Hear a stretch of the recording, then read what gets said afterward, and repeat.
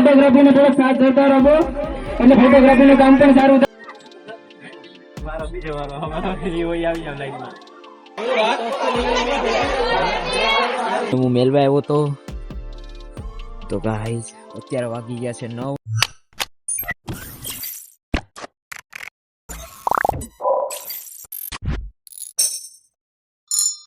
છે મારા એક નવા બ્લોગમાં અને આજે છે ડે 26 ને અત્યારમાં અમે જઈ રહ્યા છે મેરેજમાં. વાત કરતે છે મોટી માસી ને હું કરી રહ્યો છું ડ્રાઇવિંગ ને અત્યારે બહુ જ લેટ થઈ ગયું છે. બધા નીકળી ગયા આગળ ને અમે માસી દીકરો પાછળ છે કારણ કે આ માસીને કરવાના હતા અત્યારમાં બ્યુટી પાર્લરમાં વાળ સ્ટ્રેટ એટલે અત્યારમાં અમે ફટાફટ વાળ સ્ટ્રેટ કરવી ને નીકળી ગયા છે. બહુ જ લેટ થઈ ગયું છે. અત્યાર થવા આવ્યા છે ને આજે અત્યારમાં સવારમાં બ્લોગે નતો બન્યો કારણ કે ઘણા કામમાં હતો કપડા ને તે ને તો અત્યારમાં પાછું રાતે મોડા સુતા હતા એટલે થોડુંક મોડું ઉઠાણું એટલે ઘણા બધા પ્રોબ્લેમ થયા છે. તો અત્યારે ગાઈસ તમે બન્યા રહેજો બ્લોગમાં. અત્યારે હું ડ્રાઇવિંગ કરું છું તો હમણાં ભણજી પછી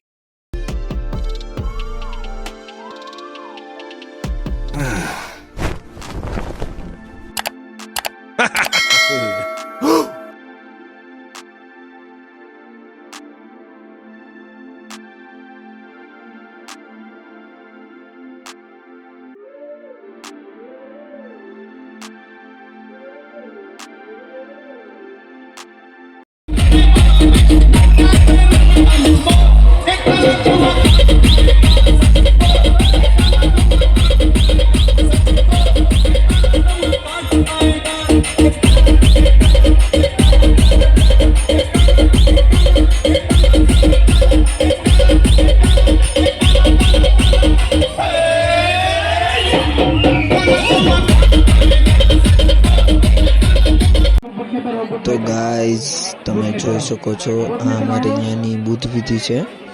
તો આમ તો અમારે અહીંયા પણ નોર્મલ મેરેજ થાય પણ આ વખતે અમે બુદ્ધ વિધિ કરી છે. તો તમે જોઈ શકો છો પબ્લિક આ બધી બાજુ એટલું બધું પબ્લિક છે.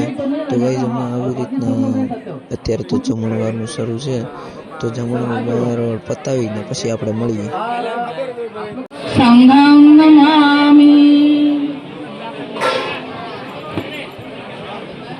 આ તો શરૂ જ રહ્યો.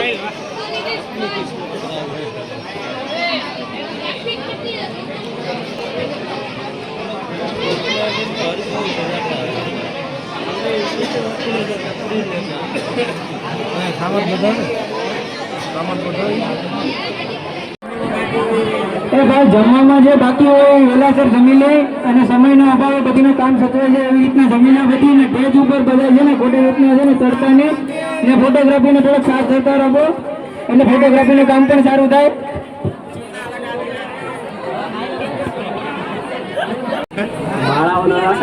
હરીશભાઈ થોડા આગળ બધું આગળ થોડા આગળ કેમેરા સામે સંગીતાબેન થોડીક સ્માઇલ આપી ગયો. સરસ ખૂબ સરસ ખૂબ ખૂબ અભિનંદન. જય વિક્રમ.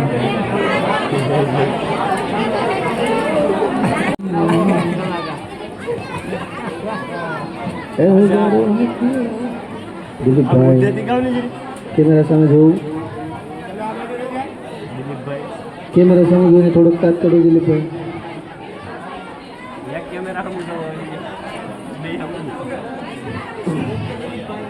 માતાજી કે હું કેને તારે કે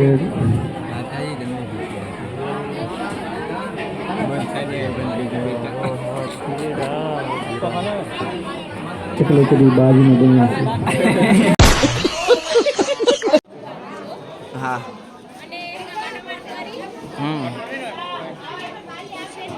હા હું ક્યાં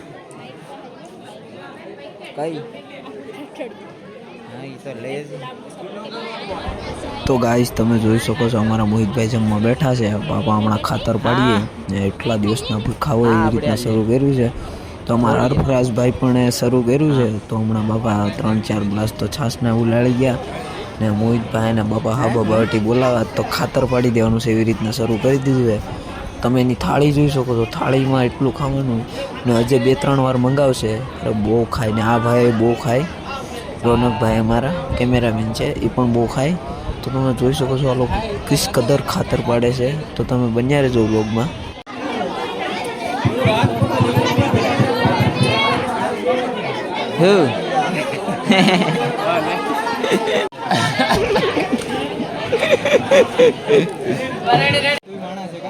તો ગાઈઝ અત્યારે અમારા સુરાભાઈ છે ઉપર જઈને અલગ અલગ એંગલમાં વરવધુના ફોટા લઈ રહ્યા છે અને ઘણા લોકો ત્યાં ઉપર પણ છે ને અત્યારે તો અમે પણ જમી લીધું છે ને આ લોકો ફોટોશૂટ કરે છે ને મેં કીધું થોડોક લોગ ઉતારી નાખું.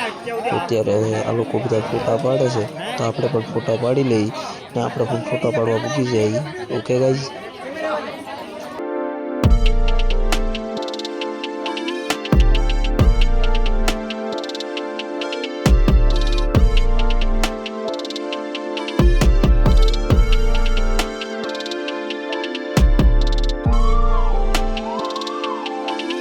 તો ગાઈસ અત્યારે મેરેજ માંથી તો હું ને વની માસી નીકળી ગયા છે, કારણ કે અત્યારમાં વની માસી 10 વાગ્યાની ટ્રેન છે તો મારે વેરાવળ મેલવા જવાના છે. તો અત્યારે મેં કીધું ચાલો, તો હું એક જ ફ્રી હતો, બાકી બધા કઈ કામમાં નતા, પણ કોઈને આવવું નતું એટલે પછી મેં કીધું ચાલો તો હું મેલી જાઉં. તો હું વની માસીને મેલવા જાઉં છું. અત્યારે તો પેલા નગડલા જશું, ત્યાંથી એનો સામાન લેશું, પછી ત્યાંથી પ્રાચીથી વેરાવળ. તો ઘરે કામ છે એટલે રંગપુરે જવાનું છે. ને અત્યારે તો અમે છે ગિરનારના ફોરેસ્ટમાં, ગીરના જંગલની અંદર છે, કારણ કે આ બાજુના એરિયામાં જ એ આવે છે ગીરનું, એટલે અત્યારે અમે અહીંયા છે. તો આ બંને ફોટા પાડવાના તો પાડી લઈ, તમે બન્યા રહેજો વ્લોગમાં. તો ગાઈઝ અત્યારે છે અમે ઘરે આવી ગયા છે ને હમણાં વની માસીને મેલવા જવાના છે. તો વની માસીને મેલીને પાછું મારે ઘરે જ રહેવાનું, નગડલા નથી જવાનું, કારણ કે મોહિતભાઈ સવારે અમારા બેગ્સ ને બધું અહીંયા આવી ગયું છે, એટલે સવારે અમે સીધા અહીંથી ઘરેથી નીકળી જશું. મોહિતભાઈ સવારમાં વહેલા આવતા રહેશે ઘરે, ને પછી અમે ઘરેથી સીધા રાજકોટ માટે. ને અત્યારે તો હું વની માસીને મેલી જાઉં, પછી બહુ ઠંડી આજે બહુ છે ને મોડું થઈ ગયું ને પાછું રાતે હું મોડો થઈ જાય તો વધારે ઠંડી, એટલે સ્વેટર બેટર બધું પહેરી લીધું છે. તો હમણાં તો વની માસીને મેલી, પછી તો ભૂખે લાગી છે તો જમી પછી આજના તો બધાય 2-3 દિવસના બ્લોગ પડ્યા છે પેન્ડિંગમાં, તો આજે બધા એડિટ કરી નાખવાના છે. તો અત્યારે તો ચાલો હું વની માસીને મેલી જાઉં, પછી વાત. ગાઈઝ અત્યારે છે હું વેરાવળ સ્ટેશને, ને આ મેડમને હું મેલવા આવ્યો હતો. તો ગાઈઝ અત્યારે વાગી ગયા છે 9 ને ઘરે બહુ લેટ થઈ ગયું છે. તો ગાઈઝ ફટાફટ ગાડી ભગાવતા અહીંથી 25 કિલોમીટર દૂર મારું ઘર છે, તો ફટાફટ હું નીકળું. ને આ મને બહુ ખવડાવ્યું ને ચાલો આપણે આવું મળશું પાછા હમણાં રાજકોટ, તો તમે આવજો જરૂર વિઝિટ કરવા. તો ગાઈઝ અત્યારે અમે વની માસીને મેકીને આવી ગયા છે ને અત્યારે વાગ્યા છે 10. તો ભાઈ તો સૂઈ ગયા છે ને હું તો જમીને આવ્યો તો ત્યાં મને વની માસીએ નાસ્તો કરાવ્યો હતો, એટલે મને કાંઈ ભૂખ લાગી નથી. ને અત્યારે તો હું એટલો થાકી ગયો છે કે નીંદર આવે એટલે સૂઈ જવાનું છે. તો કાલે તો સવારે પાછું વહેલું નીકળવાનું છે. તો તમને આજનો બ્લોગ કેવો લાગ્યો જરૂરથી જણાવજો, ને આવા અવનવા બ્લોગ જોવા માટે અમારી યુટ્યુબ ચેનલ દેશી બ્લોગર 22 ને સબસ્ક્રાઈબ જરૂરથી કરી દેજો અને બેલ નોટિફિકેશન ઓલ પર સેટ કરી દેજો, જેથી અમારા અવનવા વિડીયો તમને મળતા રહેશે. Thank you.